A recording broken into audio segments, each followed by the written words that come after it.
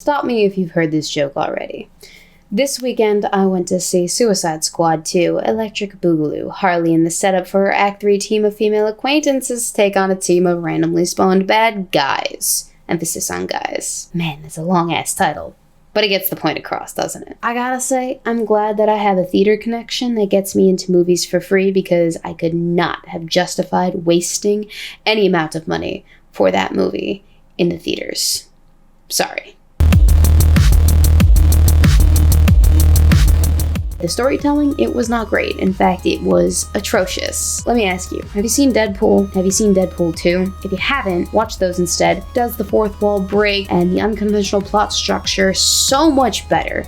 And it's basically the same movie. At least Deadpool 2 is basically the same movie as Birds of Prey, minus the fight the patriarchy undertones. The first 2/3 of this movie are a complete setup for Act 3, wherein the characters all finally come together for the movie title Team Up Birds of Prey. Except that it's actually not, because Harley Quinn isn't a member of the Birds of Prey, except that this entire movie focuses almost exclusively on Harley as a person. It's being told from her point of view. It's a Harley Quinn movie, but it's named for the female characters that we don't really care much about. Seems to be an interesting choice to me, but I digress. When I say the unconventional plot structure isn't done well, I mean it's absolutely pitiful the way that they executed it. Showing you flashback scenes midway through pivotal scenes that you care about, or that you're invested in, sprinkled with Harley narration all throughout, and then backtracking again to scenes that we've already seen in the movie from earlier in the movie, after a few days have passed within the time frame of the movie because of an unreliable narrator. I mean, I get that they were trying to tell the story from inside Harley's head or from her perspective with her narration style, and it would be a little bit botched in the process. So everything has to be disorganized and disjointed, but the levels that they go to convince you that this is a story being told to you from Harley's perspective to embody Quinn's psyche is actually to the film's detriment as a whole.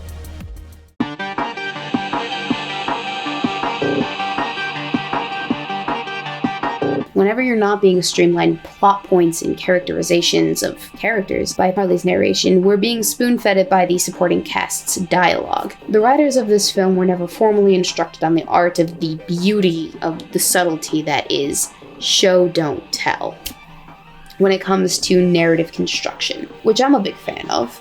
I mean, you don't have to tell a story that way, but it definitely helps if you don't have to spell it out for your audience. Sure, maybe handhold us in some aspects, but you definitely don't want to do it the whole movie. As a result, the audience's got a face full of exposition at every turn of phrase and subordinate clause, and that really kind of drags you away from the momentum of the story, especially when you're backtracking as often as you are.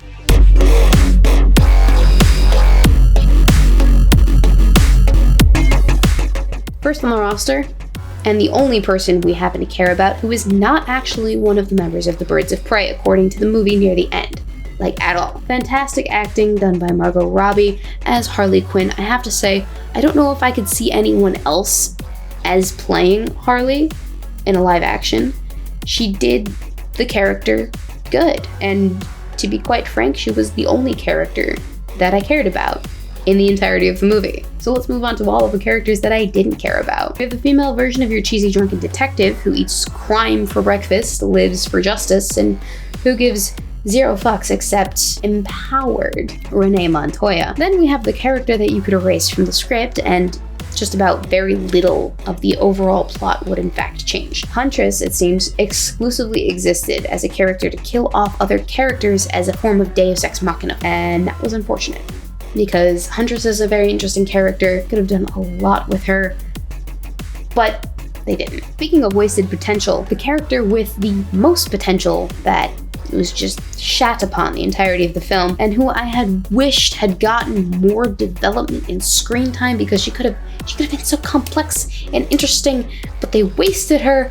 Black Canary. Really unfortunate that they did my girl Black Canary so badly. And then we must discuss the MacGuffin of the plot, who we all know next to nothing about by the end of the film, Cassandra Cain. In their plot to empower all females of this film, they managed to do that by objectifying a teenage girl for literally half of the movie, ironically enough. Feminism. Am I right, kids? And speaking of agents of chaos who work to the detriment of the feminist agenda, let's talk about the filthy misogynists in this movie. There are two that I cared about. So, up first on the list of filthy misogynists from this movie, we have the character the writers decided early on was going to be the token epitome final boss misogynist of the film, Roman Sionis. Except they forgot to add that part, and instead wrote an unstable man-child, easily manipulated by his violent sociopathic henchmen. And then they remembered that he was supposed to be a misogynist, so they went back through the script and added a few lines here and there that illustrated exactly the point that they wanted it to make. And speaking of violent sociopathic henchmen, meet Victor Saz. This is the violent sociopathic henchman. That's literally his whole characterization. Beyond those two, we have a few other very minor characters that are supposed to embody the woes of patriarchy, I guess. The Cuffler, the sleazy breeder, the police captain, but they all seem so inconsequential and we don't actually care about them beyond character exposition that doesn't get built upon. So, because the writers don't care, Weebo doesn't care.